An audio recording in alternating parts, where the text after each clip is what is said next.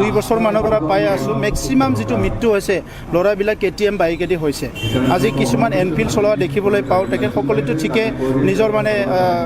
এটা ডেষ্টিনেশ্যনলৈ গুচি যায় গ্ৰুপে আমি দেখিবলৈ পাওঁ কিন্তু KTM বাইকত যিবিলাক ল'ৰা অলপ মানে মদ চট খাই কিবা খাই বাইকবিলাক চলায় আৰু নিজেও মৰি যায় বেলেগকো মাৰি দিয়ে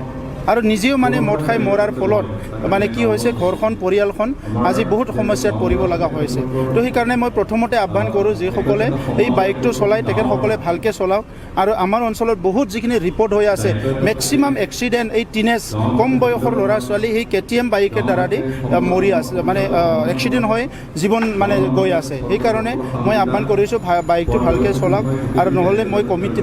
এইটো কথা ঠিক কৰিছোঁ আমি কি আছে কোম্পানীলৈ চিঠি লিখিম যে এই বাইকটো আমাৰ অঞ্চলত বিক্ৰী কৰিব নালাগে